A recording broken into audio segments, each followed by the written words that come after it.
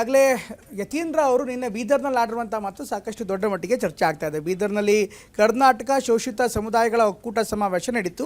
ಅಹಿಂದ ವರ್ಗದ ನಾಯಕರು ಮತ್ತು ಕಾಂಗ್ರೆಸ್ ಮುಖಂಡರು ಭಾಗಿಯಾಗಿದ್ದರು.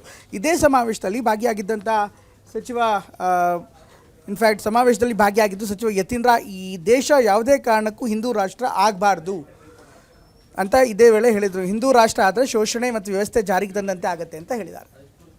ಹಿಂದೂ ರಾಷ್ಟ್ರ ಆಯಿತು ಅಂತಂತಂದರೆ ಈ ಹಿಂದುತ್ವವಾದಿಗಳೇನಿದ್ದಾರೆ ಅವರು ಮತ್ತೆ ಮನುಸ್ಮೃತಿಯಲ್ಲಿ ಇರುವಂಥ ಸಾಮಾಜಿಕ ವ್ಯವಸ್ಥೆನೇ ವಾಪಸ್ ತರ್ತಾರೆ. ಮನುಸ್ಮೃತಿಯಲ್ಲಿರುವಂಥ ಸಾಮಾಜಿಕ ವ್ಯವಸ್ಥೆ ಅಂತಂದ್ರೇನು?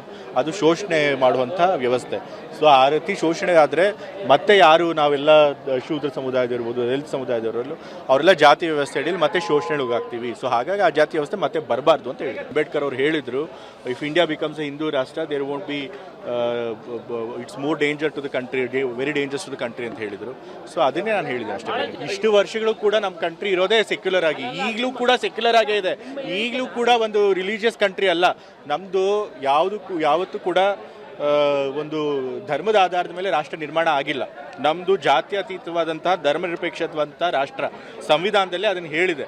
ಸೊ ಸಂವಿಧಾನದಲ್ಲಿ ಹೇಳಿರೋದನ್ನ ನಾನು ಹೇಳಿದ್ದೀನಿ ಹೊಸದಾಗಿ ಅಷ್ಟೇ. ಅವ್ರಿಗೆ ಹಿಂದೂ ಅಂದರೆ ಅವ್ರಿಗೆ ಆಗದೇ ಇಲ್ಲ. ಕಾಂಗ್ರೆಸ್ ಅವ್ರಿಗೆ ಪಾಕಿಸ್ತಾನ ಜಿಂದಾಬಾದ್ ಅನ್ನೋರಿಗೆ ಬೆಂಬಲ. ಅವರು ವಿಧಾನಸೌಧ ಕಾರಿಡಾರಲ್ಲೇ ಪಾಕಿಸ್ತಾನ ಜಿಂದಾಬಾದ್ ಅನ್ನೋರಿಗೆ ರಾಜ್ಯಸಭಾ ಕೊಟ್ಟು ಗೌರವ ಕೊಟ್ಟಿರುವಂಥ ಪಾರ್ಟಿ. ಅವರಿಂದ ನಾವು ಹಿಂದುತ್ವದ ವಿಚಾರವನ್ನು ಕಲಿಯೋಕ್ಕೆ ಅವಶ್ಯಕತೆನೇ ಇಲ್ಲ.